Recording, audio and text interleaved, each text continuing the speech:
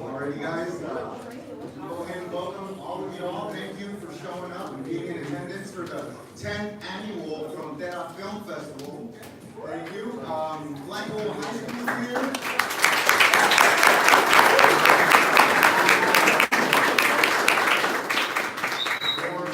High School is helping host this event specifically today. Thank you. The person that created this 10 years ago and had the vision, had the stamina, had the ideas, the leadership skills, the work ethic. Mr. Fuentes from CC Win.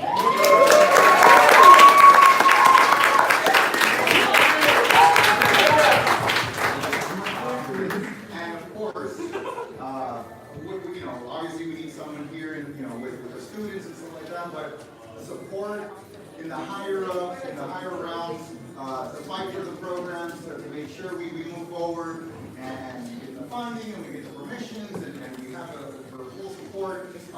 Mrs. Ana Castillon, thank you for being here.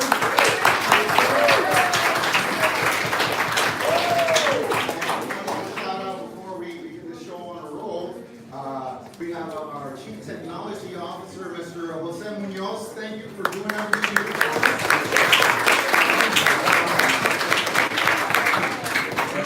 Mr. Munoz made it a reality to have multiple campuses across the state of Texas to be able to judge the event simultaneously for 2 days. I believe, I don't know, like 5 or I don't know how many campuses got to participate. But there's 6 campuses across the state of Texas that got to participate, and they were a part of a system. It was part of a new learning initiative, project-based learning. And if it wasn't for his know-how, his computer programming skills, and his ability and to give us the time, the attention, that would not have been a thing. So thank you, Mr. Munoz. Our students have been preparing. As you all know, we have a very special guest today, right? And my students have been preparing for Eagle Pass High School. I'd like to introduce them before we introduce our main special guest for the night. I'd like to present Mr. Max Carrillo.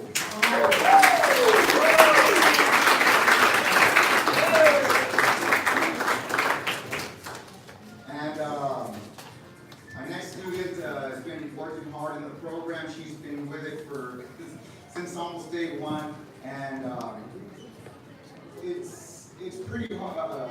It's awesome to have people you can count on, and this student has been one of those students. Consistently, rain or shine, no matter the circumstances, she's always been there. She gives it her all no matter what. And she too would like to one day, hopefully, be a journalist herself. Miss Amanda Landa.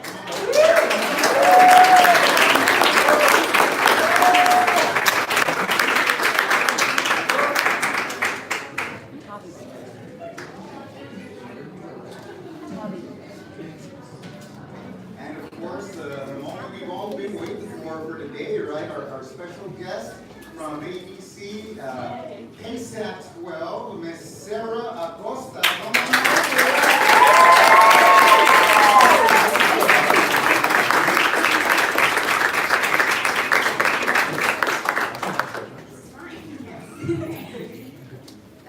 So before we conduct this interview, Max and I would personally like to thank you for coming over here. We really appreciate you giving us the opportunity to come over here.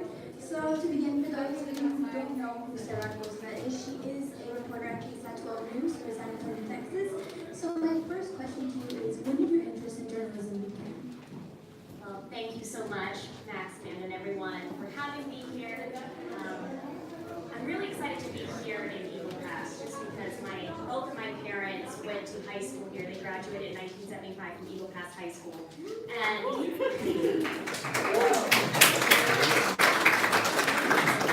And that's not when my interest in journalism began in 1975. Maybe it did because, it's just a sparkle in my parents' eyes. They were high school sweethearts. So both of my parents are from Eagle Pass, and it's been really nice to come back to Eagle Pass. I've been here since I was maybe like 6 or 7 years old. Seeing my grandparents' old house on Del Rio Boulevard, and just seeing the city when you see a place as a little child, you have these vivid memories of what it looked like, and everything was so big, and I just thought Eagle Pass was this really big, cool city. And it still is, and but it really brought back a lot of nostalgia, seeing all of it. So thank you guys so much for having me and giving my mother an excuse to come to Eagle Pass. She's been wanting to come back for a long time. But my interest in journalism started when I was younger than you. I was maybe in 7th grade or so. I remember watching the news one day with my dad, and he looked at me and goes, "You can do that." Like, we were watching this network reporter. I don't remember what show it was, but he was like, "You can do that. You can sit down and have conversations with people, and you do a really good job of just talking to people." And it's like, well, that's my one skill. I talk a lot. My mom said when I was younger, I would talk for my older brother, who was a year and a half older than me. "Nicholas wants this. Mom, Nicholas says this." So I love to chat, and I'm a very outgoing, chatty, talkative person. But I remember that when my dad mentioned that to me, and that was the first time it clicked when I realized, oh, maybe that is something I could do. I was never a super strong student. I was awful in math. I was awful in spelling. And I remember just I had to try really hard for everything I did. And so when he mentioned that, I was like, oh, maybe I should try that. And I was at a very small private school with like maybe 45 kids in my 7th, 8th grade classes in Corpus Christi, but we had the announcements. And I remember talking to my speech teacher, Mrs. Johnson, and I was like, oh, can I do the announcements with Johnson? Fine, Sarah, you can do it. And then she saw that I really enjoyed doing it, and she let me do the announcements. And I thought that was the coolest thing because we had like this really old camera, and we broadcast to the classroom, and I thought it was so cool that I got to read the announcements and do the Pledge of Allegiance and the prayers for the day. And then I went to high school, and unfortunately, I did not have the blessings that both of you guys, or I'm assuming all of the high schools here have, these audio-visual classes or some sort of classes that have that digital element in them. I did not have that at all. I went to a very big school in Corpus Christi, Texas, but we only had one school in our CCISD district that had an audio-visual class or program. I had newspaper and yearbook, and kids in newspaper were a little dorky, and I was like, I'm not going to be a newspaper, so I did yearbook, and I learned how to be a photographer and write stories, and ironically, my first job was for a newspaper. But that's really where the interest started, and then when I went to college, I went to school at Southern Methodist University in Dallas. It's called SMU. And the reason I went there is because I remember I applied to a lot of schools. I got into the UT Communications School. Was that the school? I got into that school, and I got into a couple other schools, but I just remember walking onto that campus, and when I walked into the journalism department, I saw how small it was, but how much love and passion was there, and I said, this is what I want to do. They had a broadcast journalism, and I knew broadcast was what I wanted to do. And so that's when it really came into fruition and blossomed my love for broadcast journalism and journalism as a whole, and I had to learn so much because, you know, in high school I only had so much experience. I was editing on Adobe. I don't even remember what it was back then. It wasn't Premiere, but InDesign. Adobe InDesign was my extent of and Photoshop. That's all I knew about journalism and how to write and how to edit and how to take photos. But it was really there at SMU I learned it's about telling people stories in every aspect of journalism, whether it's in newspaper, magazines, or through film or through broadcast. A follow-up question is, would you say that there is a major difference between working in journalism in college and in high school, whether or not it's a yearbook or things like that, than in work, like in an actual job? Yes and no. So the difference is the equipment.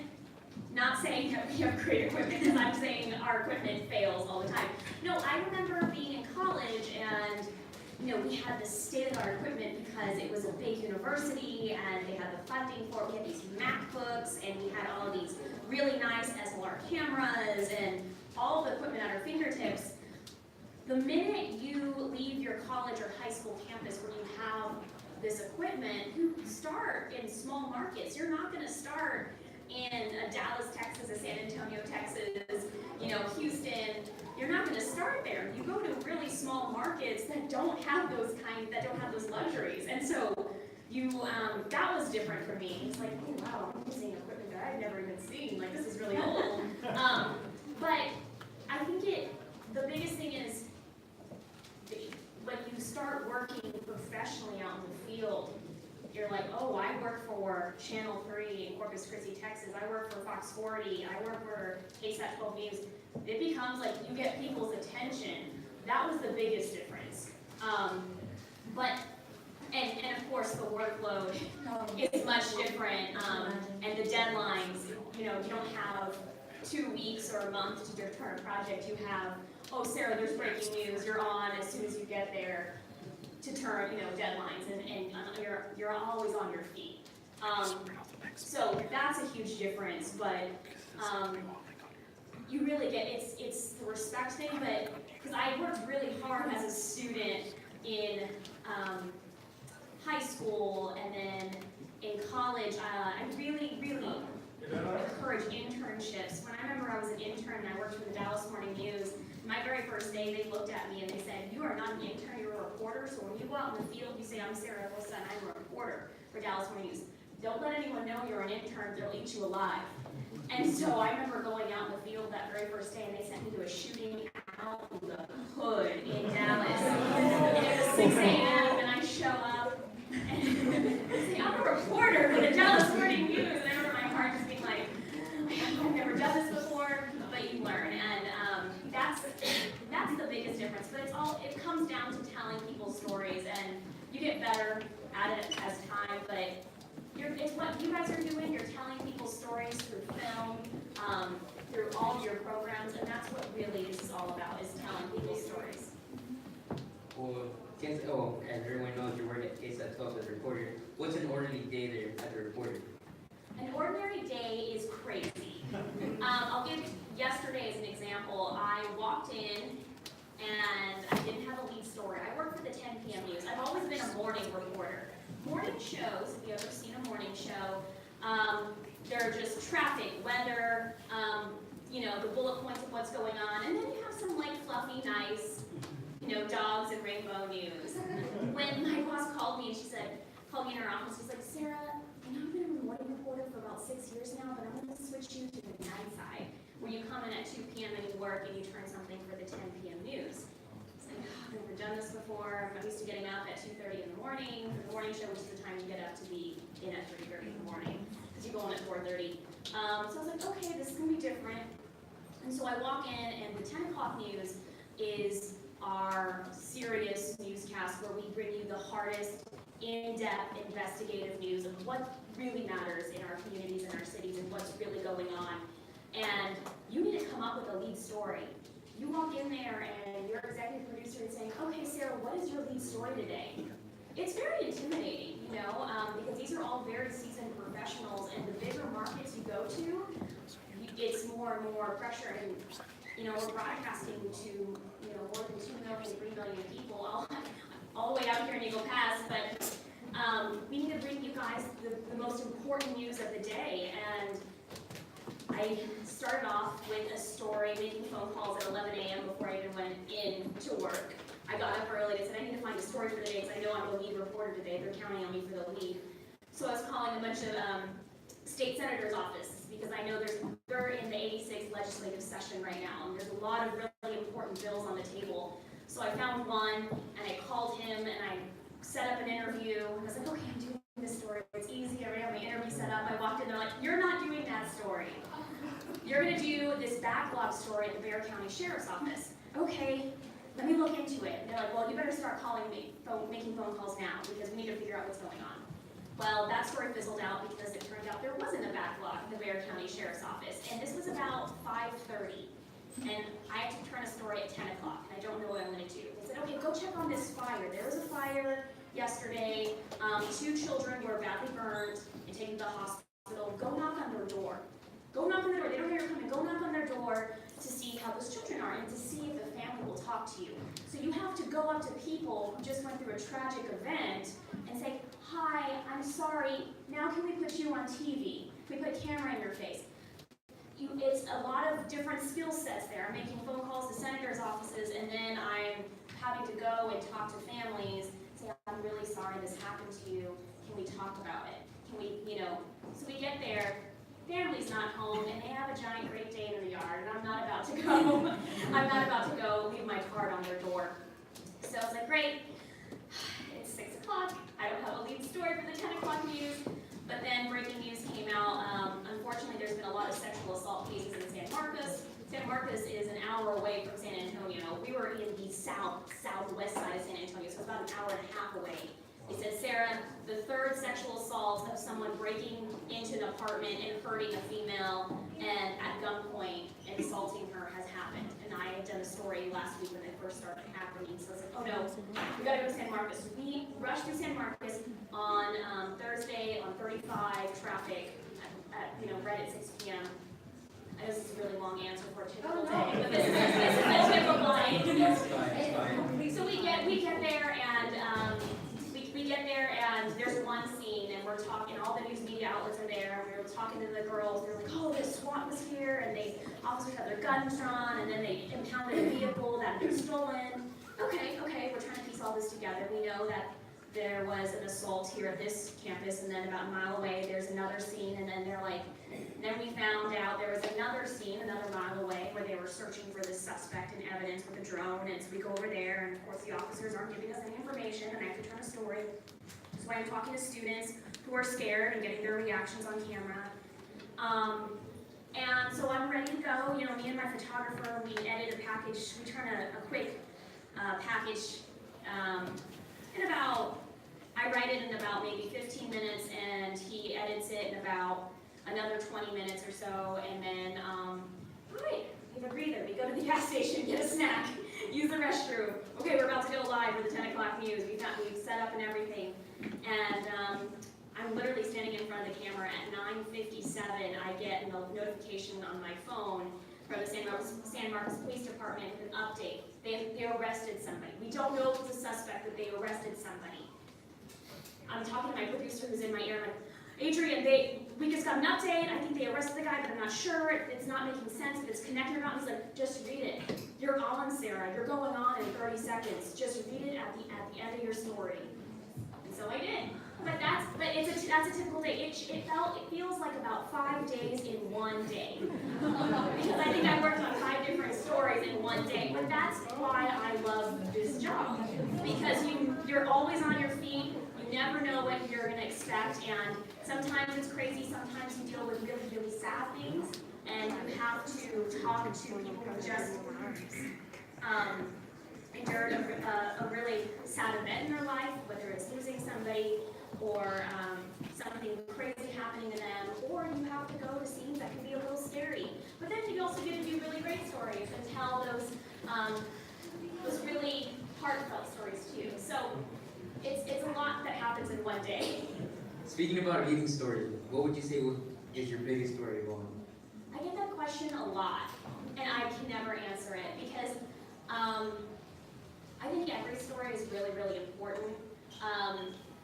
When I was in California, I worked in Sacramento for Fox 40 in California for about a year, and we had some really bad wildfires out there that were making national news. And so I'm from South Texas. We don't have wildfires in South Texas. And so they're sending me out these wildfires, and you're with some people that have, born and raised in California, and they've lived in these wildfires. These photographers have been covering them for 30 years plus, and I'm just this green reporter that's never covered them. So that was crazy to see.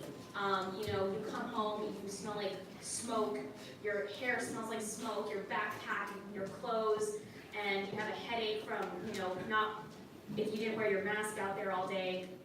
And the next day, and then you go to sleep and you do it the next day. Those stories are really, really tough. I've covered some severe weather in Corpus Christi, where we get tropical storms and hurricane threats, severe flooding. Those stories where they really impact people. Those are some really important stories I feel like I've done. And then I've done some stories where, just recently when we had the federal government, we had the government shutdown, I talked to a woman who had cancer. She worked for the government. She was furloughed, meaning she wasn't able to work during the shutdown. And she was a single mother. Her son was 16 years old, and she had cancer. She was already working 2 jobs to make ends meet to support her son who was disabled. And her older son had given her money, and they were all out of money. And basically, because of the government shutdown, she didn't have food. She no longer was getting her cancer treatment, and she couldn't afford it. And she was just hoping that the government shutdown would quit so she can go back to work, so she can put food on the table for her 16-year-old son. Those are the stories that matter. And when I do stories like that, at the end of the day, I'm just like, okay, I did what I was supposed to do. I went and found that story, and we told it the best way we could, because this is what's really happening in our country right now. For future journalists, what would you say, how do you break down a story? Like fast-paced, how do you say you break down a story? So like when I get on scene, or okay. So it depends what kind of story it is. If it is if I'm at breaking news, you go to the scene and you assess the scene. You try to talk to, whether it's the police on scene, the firefighters on scene, whoever you need to talk to. If they're not going to talk to you, which sometimes they don't, they're on their schedule. You have to just describe the scene. You have to see. You can't make things up. But I am seeing this. I see firefighters. The roof has collapsed. I see 2 people are outside. One of them is getting treated. We haven't gotten this confirmed yet. That's for breaking news. When I go out, you kind of just describe what you see until you get that information. That's the start of a story. The second part of the story is, once everything has been cleared, you talk to the people. Because people are what makes stories, right? It's not what's happening, it's the people. And always, always remember that. Humans are it's the heart of the story. And so then I go and talk to the people who are affected. Oh, We made it out in time, but we're both disabled and don't have a home anymore. So we lost our home. Our pet, our dog, we lost our dog. But we were able to get this is a true story, a pig. We had our pet pig was saved by the firefighters. So that is our hope there. So that's how you break down the story. Find out, okay, if this is what's going on, the next step is, let's talk to the people who are affected. But I think all of us can agree that your work and what you do, as well as anyone else who works in the journalism industry, is very surreal. The fact that you have to expect the unexpected, and the fact that everything is so fast-paced. When looking at your work, Max and I were absolutely spellbound at what you were doing. Spellbound. You have such a it's true. You have such a high-spirited energy, and I can imagine, let's say, you're having a bad day, and it's a Monday, and you have to go in, and as soon as the camera rolls, you're just it's a snap, and you're just automatically full of energy. What would you say are some attributes that you would think are necessary when it comes to working as a reporter on live television? So, when you are when you're on air, as hard as it is, you have to almost not get emotionally involved. Sometimes you see things that normal people don't see on a day-to-day basis. I hate saying it, I've seen a lot of dead bodies. They show up on scene and the body's uncovered. And you just learn, oh, that's a dead body. I can't be affected by it. I can't, you see people learning that their loved one passed away on scene. You hear them so upset, they are gasping for air and they are sobbing, and those things are really, really hard to see and hear. And you just have to learn, okay, this is unfortunate, but I have to be strong on air, and I can't let that get to me. I'm a huge, huge dog lover. On Tuesday, I did a story where 15 dogs were severely abused outside of Seguin, Texas. And these dogs were down to skin and bone. They had no hair on them. One lady thought it was a hyena when she first saw it. It just had a strip of hair on it. It was just completely, it was really, really sad for me. I had to see that and just be like, okay, Sarah, don't cry. Because I can't imagine if my baby, my Scooby, was treated that way. That one was hard. That one was really hard for me. So you have to learn that just to be a professional. Okay, this is sad, this is hard, and your job is to bring that emotion through your storytelling, not through my persona and not through my emotions, but you bring that emotion through how you tell that story. And a different way of looking at that, what attributes do you need to be on air? So one, having your emotions under control. When it comes to being an on-air personality, so when I'm telling a story that's different, when I'm on the anchor desk and then I'm doing a morning show, I can be a little more lively, I can show my personality, but also be yourself. If you think, oh, I want to be on the morning show and I want to be really, that means I have to be lively and get people's attention and be funny. No. Be yourself. Be yourself on air. When you're on air, people know when you're faking it. If you're not an excited person and you go on and, I'm so excited! I really love my job. People can see that. What people love is when you're yourself and you're honest and you're your true self. That's when people connect with you. There's so many different personalities at KSAT in all the newsrooms. There's so many different personalities, whether you're on air or off air.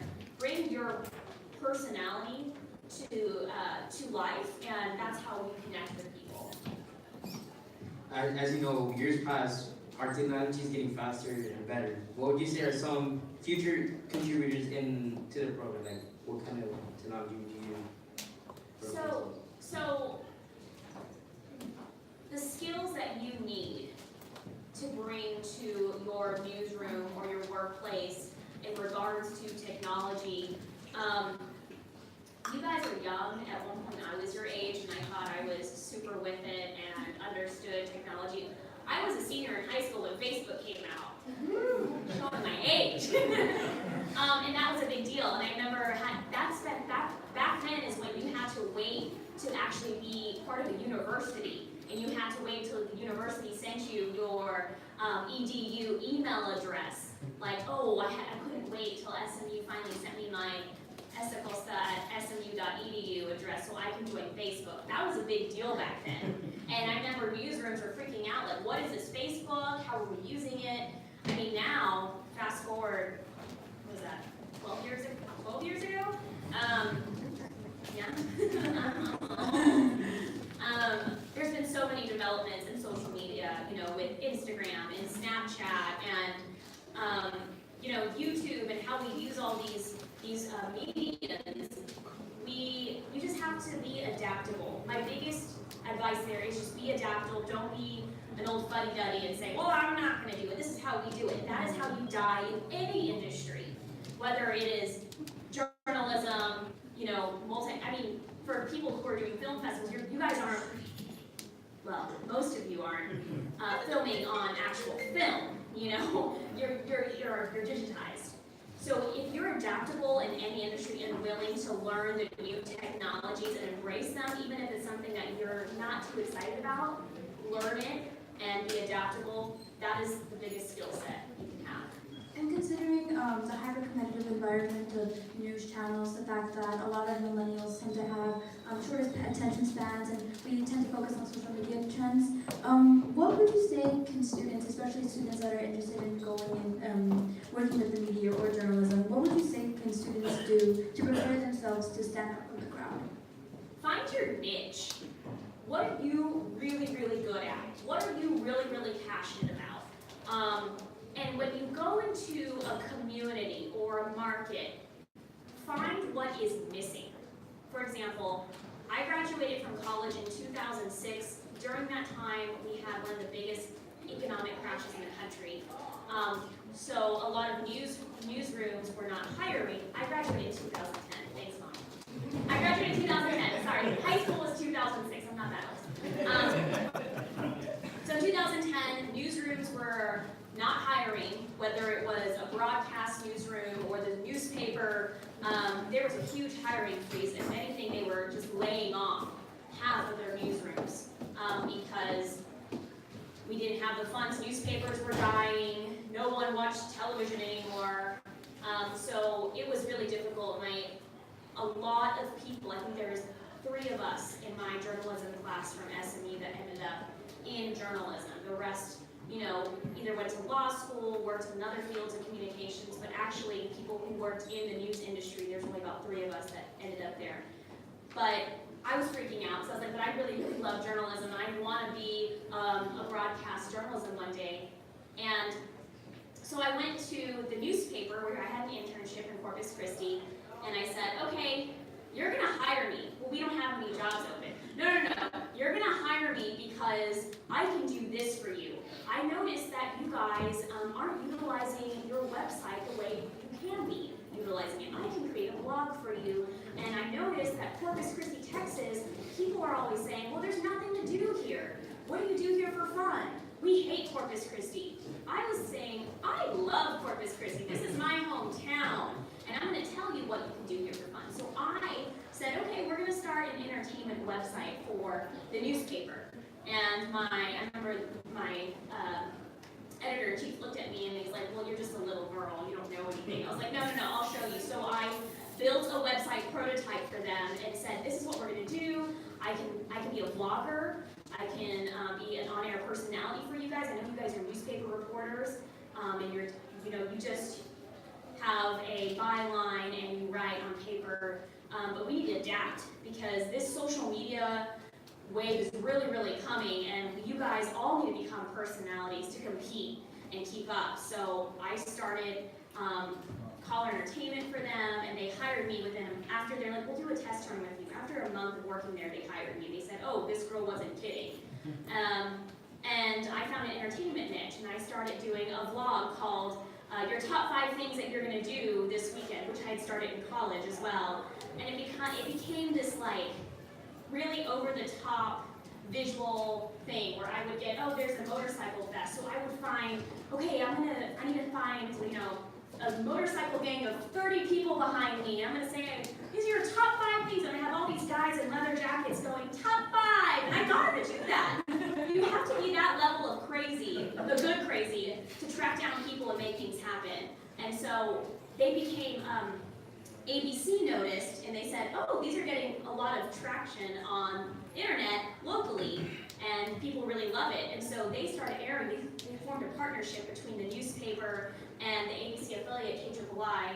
And so people thought I worked for KIII for that time, and I really worked for the newspaper as a newspaper reporter, but I was really online and being the face of the newspaper. And so I just had to find a niche, because I was like, no, I'm getting a job, and you're going to eventually hire me to be on TV. And so find your niche. What are you good at? What is the community missing? What can you bring to the table that's not there? Where whoever is hiring you, or whatever your audience needs, because if the audience needs it, then they're going to like it, and they're going to keep watching it, and they're going to keep reading it and taking in the product you're giving them. So be creative. You guys are creative if you're here in this film festival. Use that creativity and be really passionate about it. Well, as you know, it is stressful as a reporter. No. Not at all. How would you say to take a break or give back like you and your dog do? Scooby. Scooby. Okay, for those of you that don't know, I have a therapist. I almost brought him tonight. I was like, no. I know. Yeah, Scooby. Scooby is my best friend. So Scooby is my rescue dog that I got from the pound in Corpus Christi about 4 years ago. He was 5 months old, and I rescued him because they were going to put him to sleep in 2 days. Became my best friend. He needed a lot of training. We trained him, and I had a therapy dog before him named Ellie, and she's still alive. And she's a pug, and she's my parents' dog. And so I trained her to be a therapy dog, and I would take her to Driscoll Children's Hospital in Corpus Christi. And when you walk into a child who has cancer, and they're getting their leukemia, or they're getting their, what is the word? Chemo. They're getting their chemo treatment, and chemo treatment is not fun.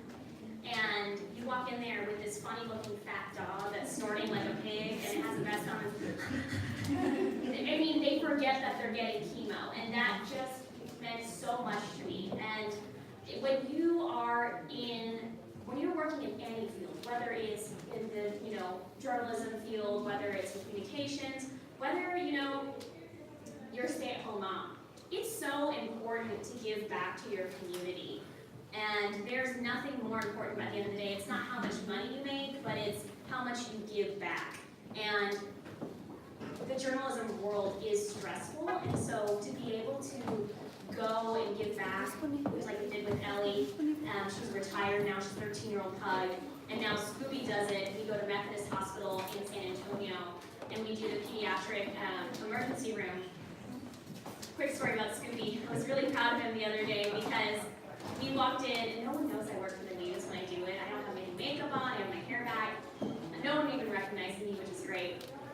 This is all about Scooby, because I'm a stage mom for Scooby.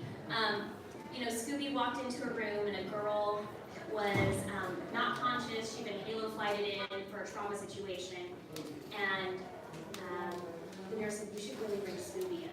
So we brought Scooby in, and the family was really excited that Scooby was there, and he got in bed with her and put his little head on her chest, and she opened her eyes because she was really excited that there was a dog there. And that was the first time she opened her eyes, and her parents started crying, and that's when I was like, this is why I do this, because I get to help these people.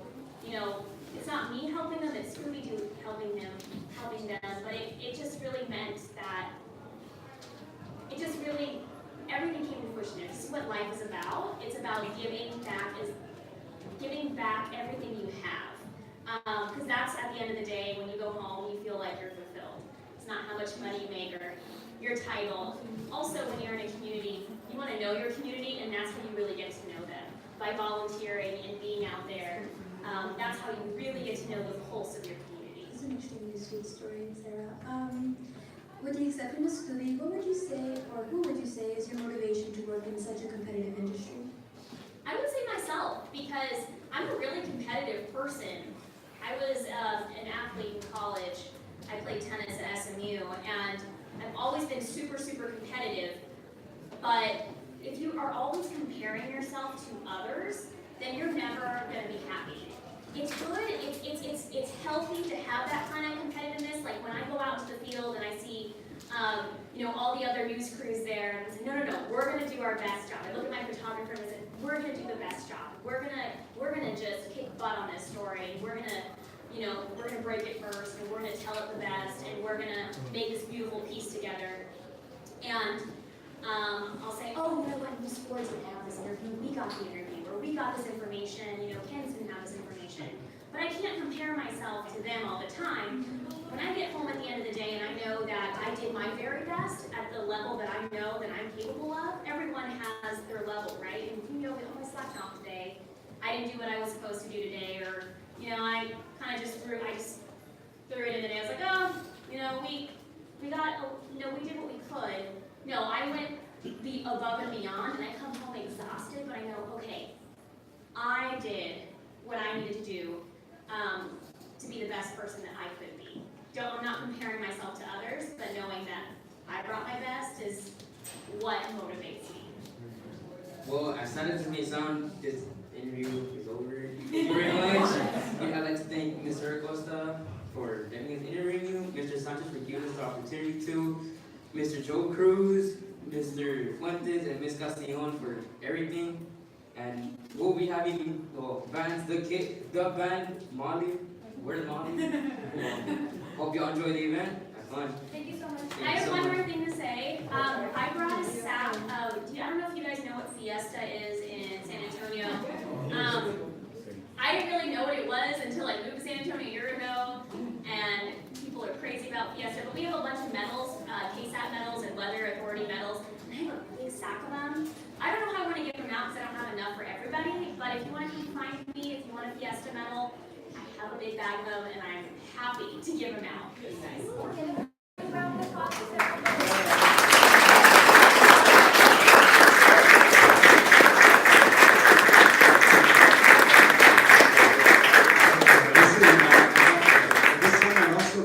Acknowledge that our mayor, Mr. Ramsey, is here.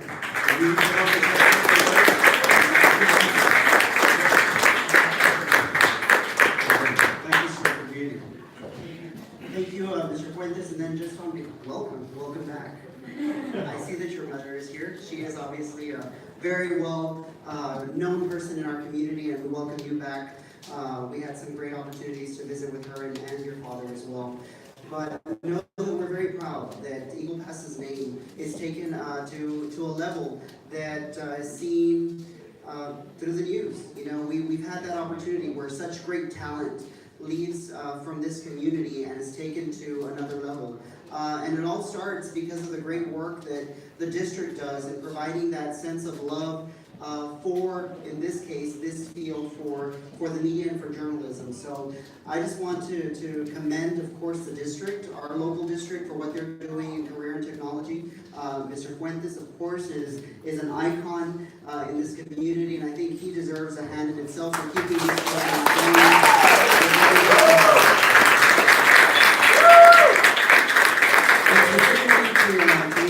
Thank you for being here and for being such a great role model to these students. It means a lot for you to take the time to come into Eagle Pass and to share just a little bit about what your days are like. So congratulations to you on your success, and know that the City of Eagle Pass is rooting for you. Know that you can come back and report the positive that Eagle Pass always has to offer. Sometimes we always hear it's always something negative at times, but know that there's always a lot of good that's going on in this community. So the City of Eagle Pass is proud to have that showcase and to work alongside with great reporters at KSAT 12. So thank you. I do want to say one thing to you guys, all the students. Just no matter where you come from, no matter your background, just know that if you're really passionate about film, if you want to be a screenwriter one day, if you want to be a film editor or photographer, or if you want to be a reporter on TV in a big news market, just know that you can do it. I know that is really cliche, but don't give up on your dreams. You will get a lot of slammed doors in your face. I have endured a lot of them. I've been told, oh, you'll never be on the news, you'll never be in the top 50 market, you look too young, you sound young, no one's gonna take you seriously on the news. Just don't let those people who beat you down destroy your dreams. If you're really passionate about something, just keep working at it. I mean, I can't tell you the amount of things that people have told me that I'm not gonna make it, and I plan on, even furthering my career where people said you'll never do it. I plan on getting there one day, and I know you guys, if you have those dreams and aspirations to work for, a big PR firm one day, or to be on the news, or work behind the scenes, or be, a screenwriter or filmmaker. If you really want to do this, you can do it no matter who your parents are, what your situation is at home, or who you are as a person. Just know that Eagle Pass, San Antonio, no matter where you're from, Corpus Christi, that your dreams will come to fruition if you just really put your heart into it and you just never, ever, ever give up.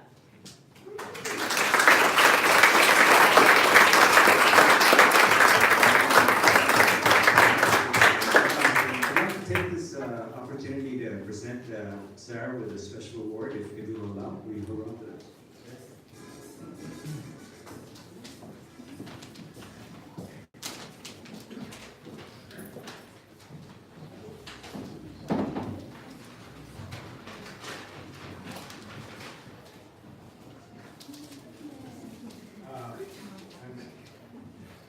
I'd like to read this. This is from the Eagle Pass Independent School District 10th Annual Frontera Film Festival Special Recognition Award. Ms. Sarah Costa for being a great keynote speaker, May 4th, 2019. Sarah, once again, thank you for giving up your time and for telling us a little bit about how you're doing. Thank you so much.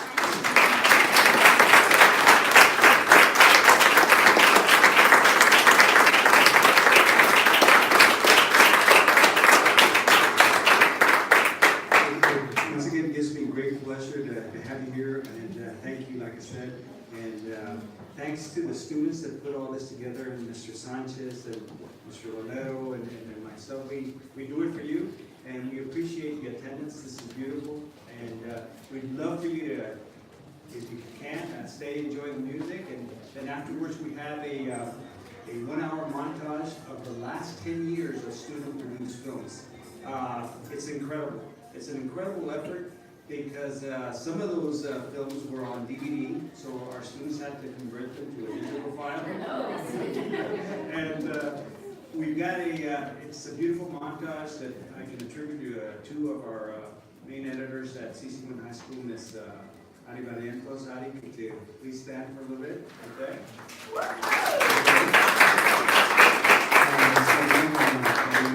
Thank you.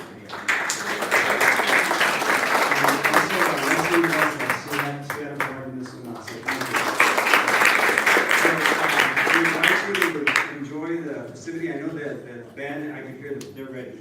They're ready to go. We'd love to have you stay and listen, and if you don't mind, sir, we can take some photos with you at the welcome wall. And get your medals. Yeah, and the medals. We got to figure out a way that they can win a medal. What do you think? What would be I don't know. I want to be fair. All right, so I guess you come to Sarah with a good idea as to why you deserve a medal, and she'll think it over. Cool? All right, everybody, please enjoy yourself, and thank you once again for being here. Appreciate it.